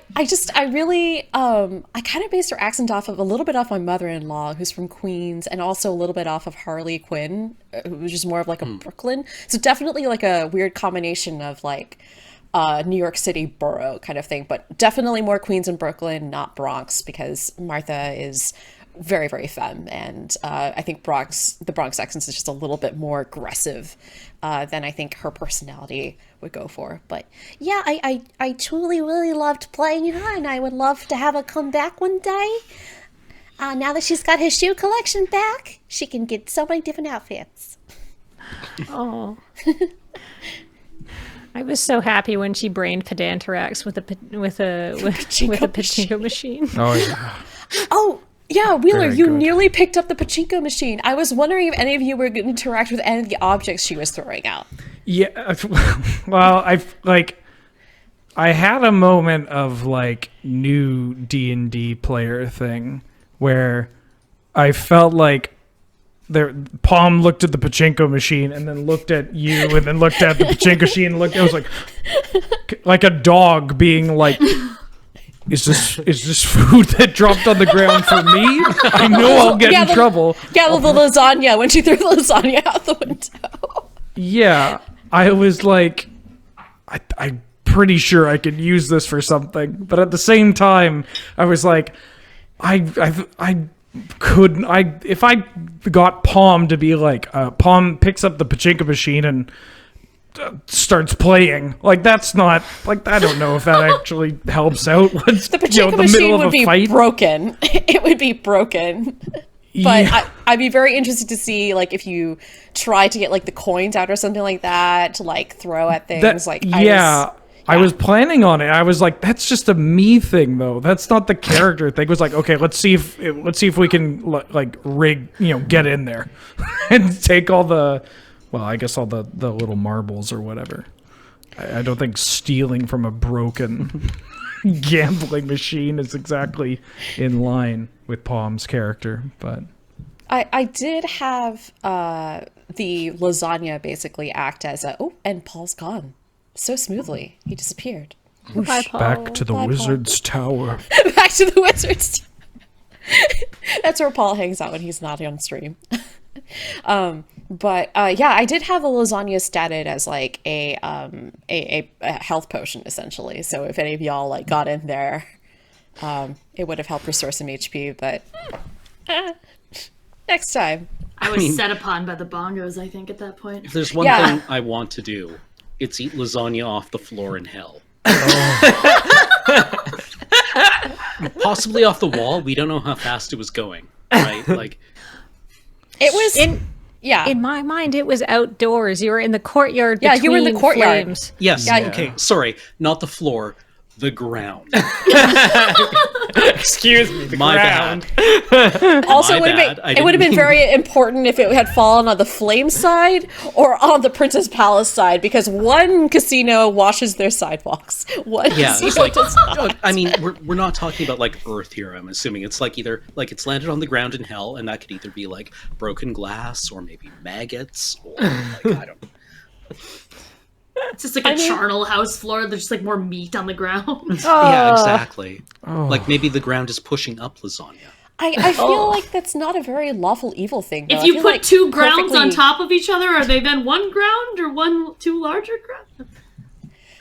my headcanon's like, because it's such a lawful evil place, like everything is pristine and well regulated, including the sidewalk. So, I mean, it's all about the more subtle evils in Right. in this part of D&D lore. So It Yeah. reminded me a bit of if you've ever played a game called Innomine, which was yeah. from the 90s, right? Angels versus demons, and you were playing one or the other. One of the hells was called Chalmarie, and it was a lot like this. Like, it was tacky, lurid hell Vegas, ruled over by like the demon princes of like lust and greed and hardcore, right? Yeah. And it was just full of people who were constantly like evil spirits who were feeding on each other and predating on each other, right? Like the ultimate capitalist nightmare. And this evoked that for me. Good. Yeah, I'm just like, It's the only direction that capitalism takes us. Yeah. yeah. I mean, makes sense. There's no ethical consumption of floor lasagna under capitalism. I would wear Oh, that God. shirt. Oh my god! If there was merch for this campaign, I want like imp in a bag, and it just says like an enamel pin of like garbage bag of holding. It's like an imp, a little bit of an imp in it. I when the imps were shoved into the bag, Yes. I also had a moment of like, can I enlarge this bag? And is that good? Like, do I just is making the bag big good? Spatial all- transforms on interdimensional boundaries have unpredictable results in D&D.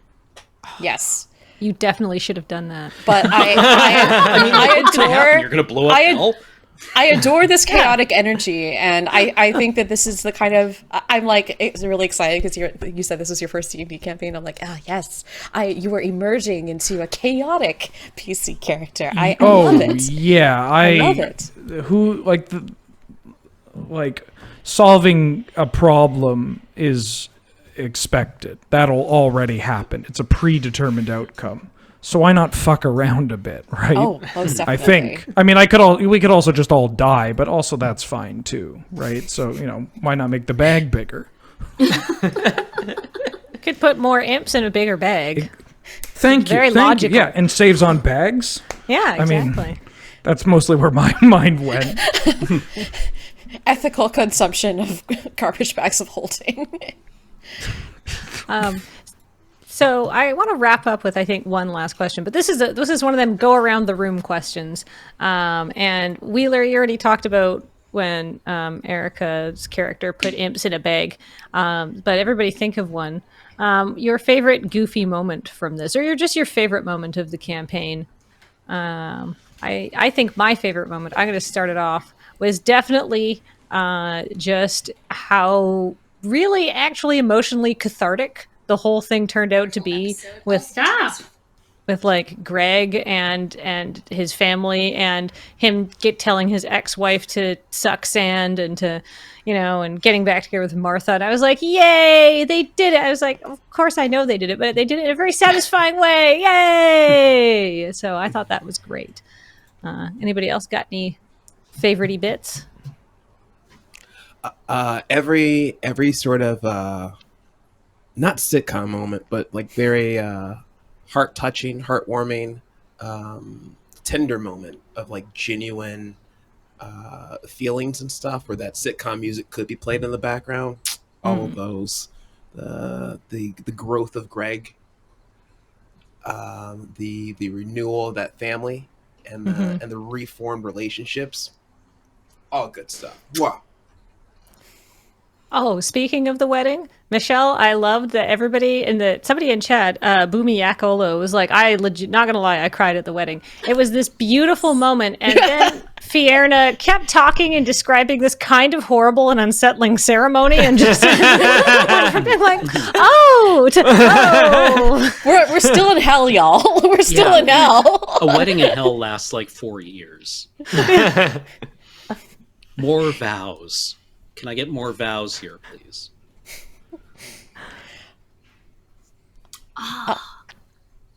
I mean, I loved. There were a lot of moments I really enjoyed. I loved playing Greg. I'm gonna miss him so much. As he was, I really wanted him to be the emotional heart of the campaign in a lot of ways, and basically just kind of almost like taking him through almost like a hero's journey with all of you, where he has the opportunity to grow, he falls back, he keeps going on, but I really just loved having him interact with all of you in those moments of just like having catharsis, I think. And then at that moment, I think, where he finally realized during the battle, like, oh crap, I really messed up. So I think that the heart-to-heart with Annie was definitely my favorite, like, sentimental moment. I also loved like him like acting him out, like, before the wedding, where he's just like, we don't need the cutout on the Roomba. We can just throw this away now. I think my favorite goofy moment was definitely Martha throwing things from the balcony. Like, still just, I came up with that, I think, like the night before, something like that. Like, Martha should be trapped and she should be involved, because I think that there's a lot of promise here. So I was really excited about that. Also, what if she hit one of the players? That's always fun. As soon as the first thing got launched by Martha, my headcanon was immediately, she's like physically the strongest entity imaginable, but she just like also doesn't entirely know it, or just doesn't use it that way, because why would you? And thinking like, oh, if we get hit, we're dead. Like, she's launching this at like a fighter jet, like it's just breaking the sound barrier. Yeet. I also really loved like coming up with the different the kinds of relationships that Greg had with Annie and with Martha, because you can kind of see like where things went wrong, right, without having to spell them out. And I think also just getting to finally talk to Moonsilver at the very end, and just have that be a really nice way of him just sort of empowering himself. And I think that was cool. Yeah. Aw. I was hoping that this would be a bit of a tearjerker campaign, so I'm glad that it succeeded. We made people cry, friends. We made them cry. Feast upon their tears. I think it was a part of the second episode. I don't know. This all just now blends into like a fugue state of me painting myself pink. There was something in the second episode where Cam just like deadpan got to the point where he's just like, well, we're in hell. What? I don't remember what that was, but it was just a perfect Cam moment of like wasn't it when he killed someone? I think he was just like, well, we're in hell, it doesn't count. Something like that, I think. Like, oh, we're already in hell. But it was just, it was perfect. I wish I could remember it better, but Like, I loved Guile High. Oh God, right? I forgot about that. It was so good. That was so good. And like the garbage bag of holding. Yes, the garbage bag of holding. Very classic D&D humor. That was very strong. I just plucked that out of nowhere. I was like, what would be in his kitchen? I don't know. Right, they would have bags of holding, but it's a garbage bag. Okay, this makes sense. Oh man. And apparently Zillix knows contract law. yes. Yes. Cam's face when I told him that he had to get that. I'm a cellist. Look, you've got performance contracts, right? So that makes sense. There's brown M&Ms. They have to be in a chalice in my green room, next to some white roses in a clay vase. I love the story behind that, though. Mm-hmm. The brown M&Ms are like a diagnostic for how well the rest of the contract was honored. Oh yeah, that If makes you can't sense. do this, we're not trusting you with 400 amps. Of pyrotechnics. It's always nice when unreasonable things turn out to be actually pretty, not as excitingly terrible as they were advertised as. I think so. It's like, oh, the world is a little nicer than I thought it would be, which is such a rare feeling to ever encounter. Well, I also really enjoyed like this feeling of unease at the end where it's like, wait, we made this archdevil a lot better at his job and more comfortable and confident. Yep. I see no problem here. It's like dating a Republican. Yeah. You're complicit. Yeah, exactly. Like, did we actually do a good thing here? Like, in the grand scale of things, we've made this actual archdemon so much happier. Well, I guess we'll have to find out in season 2. Only one way to know. I like the idea that perhaps you guys are going around with absolutely good intentions, absolutely doing the right thing and improving the lives of many people, but the people are all bad and are going to use those newfound powers to be more organized about their nefarious goals. Yeah, suddenly we've just, like, given all these awful people the vocabulary to hide behind. Oh, I mean, we've definitely said, like, Annie and Flora, for their honeymoon, are going up to the material plane, opening up a casino near Waterdeep, and getting as many people to sign over their souls as much as possible. Like, this is... I mean, that's better You than know what what? I thought. Good for them. Like, Girl boss. It's cool. yeah, yeah, totally. Hashtag feminism. Yeah, it's like Margaret Hashtag infertile Thatcher exhibiting feminism. girl power, right? Like, what Yeah. are you doing for your honeymoon? Oh, we're going to go hunt sentience on the material plane. Yeah. Yeah. And that they're all bad people, right? Well, I mean, like, they're not people, they're devils. But, like, they're all devils, and so they're all lawful evil, right? So, and then, like, how does that manifest, right? So it's an interesting character line to walk to, you know, like, how can I make this character sympathetic and interesting and make the PCs want to help? Because there's always the chance that somebody could completely rebel and not do anything, which would be bad. But you know, but while still keeping it true to what it's supposed to be, right? But I did. It's like in the DM notes. It's like this crack of like why they're going to open a casino, and it's Annie. It's like they'll sign anything on the material plane dash Annie, and it's like she got 5 bards to sign a contract to come down to hell. She's clearly got amazing negotiation skills. Fair Like, enough, right? who would agree to do this? Yeah, I was worried about what was going to happen if we failed, because I don't know how well we read those contracts. Michelle, I what would have happened? if they failed, I think you Yeah. would have just lost your souls to Annie. Because you basically signed your contract with Annie. You would have become a soul that would have been indentured to Annie for a certain number of millennia.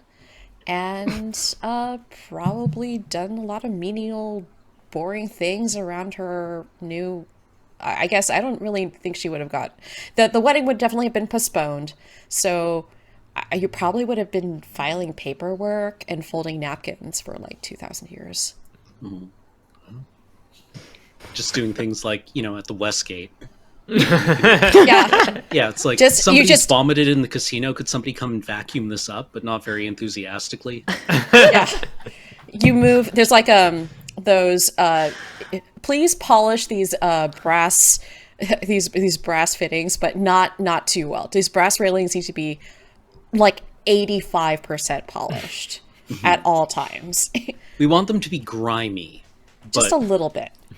Just a little bit. Just enough to let people know, Tacky. They should always be slightly tacky. Yes. Yeah, why you is need everything to sticky in this Yes, hotel? you need to spritz like the sticky thing. You need to spritz the sticky spray on here. And why does it smell like bubblegum and cat pee? It just does. It just does. Yeah. One soul's job is to clean the railing, and the other soul's job is to dirty it after the first one's gone along cleaning it, because it's hell. Yeah, They just it's move like- in a circle. Right. You want Truly, people like to feel- Sisyphus, we are doomed to the West Gate. You want to feel like you're walking on Velcro while you're looking at Oakland Raider merchandise.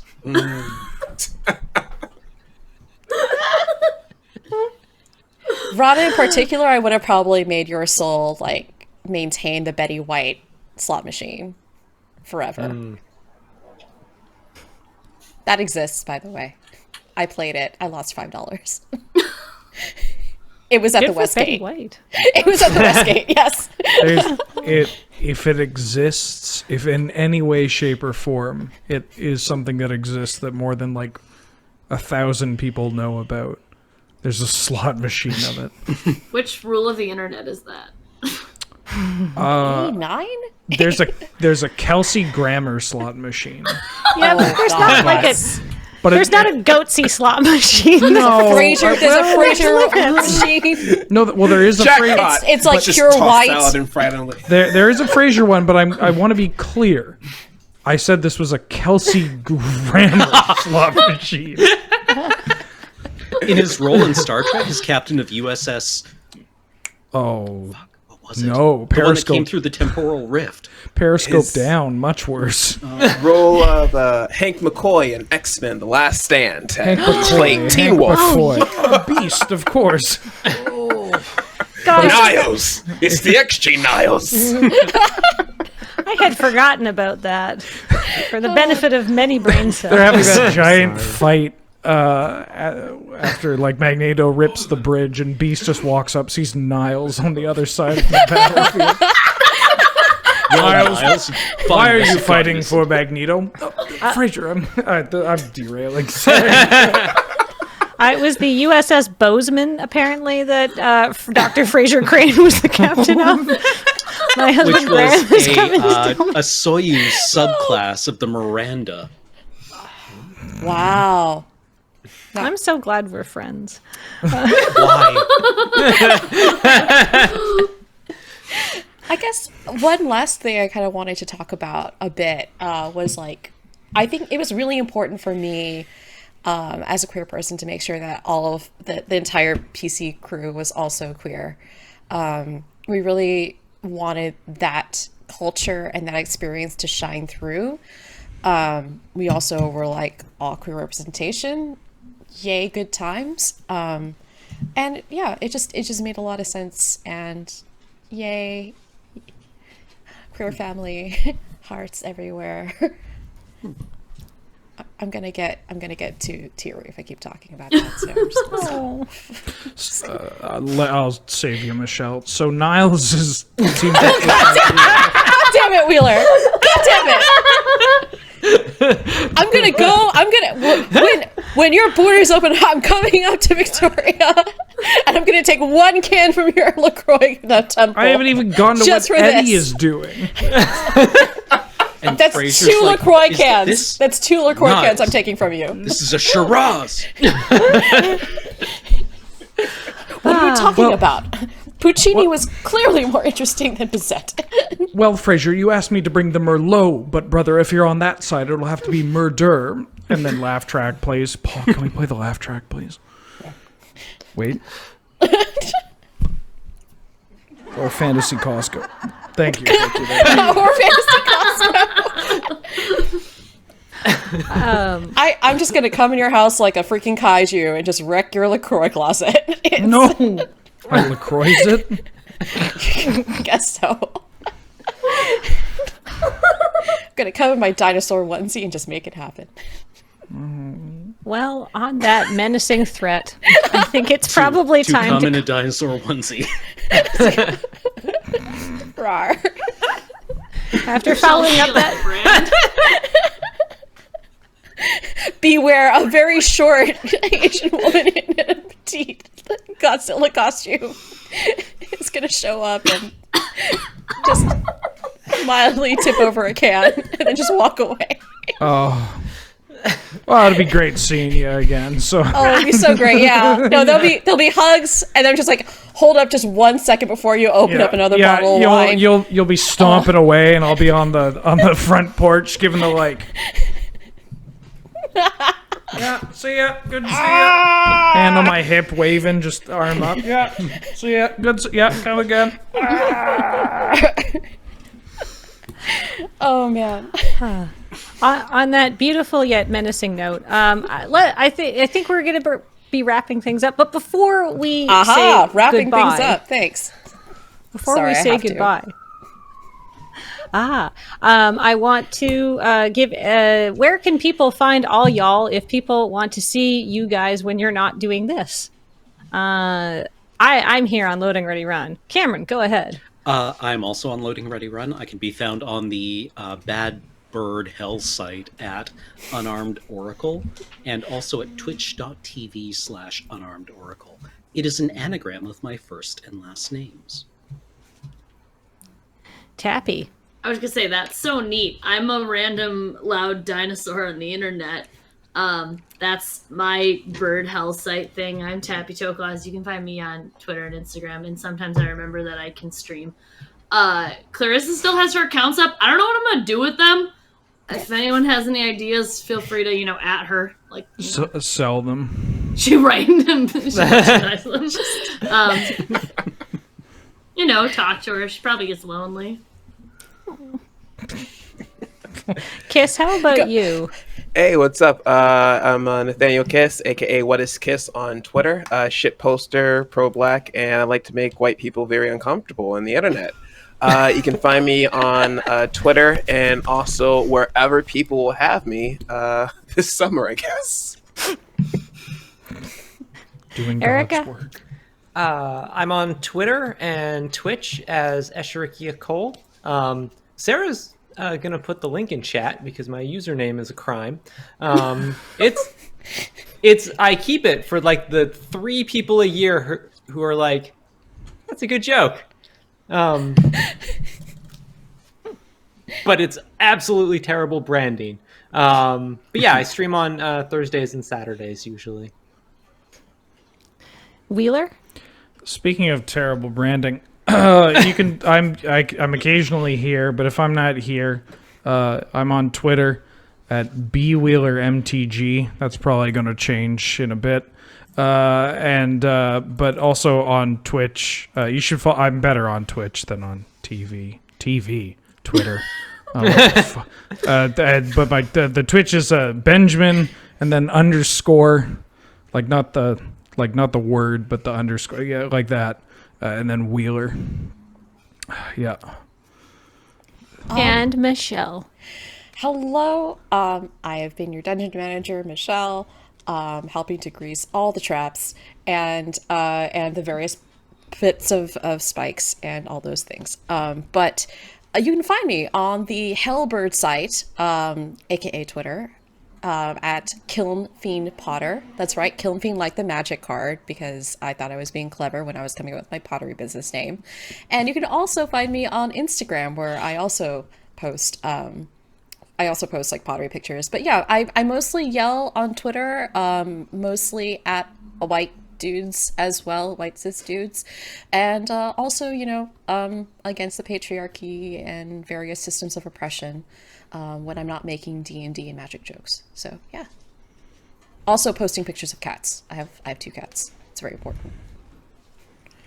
All right. Well, thank you so much, and thank you everybody who joined us and who asked questions. This has been a very special episode of Queer as Hell, where we wrap up. And if you liked it, tell your friends and get them to watch it too. All right. Thanks, everybody. Bye. If you hate it, tell your enemies. Yes.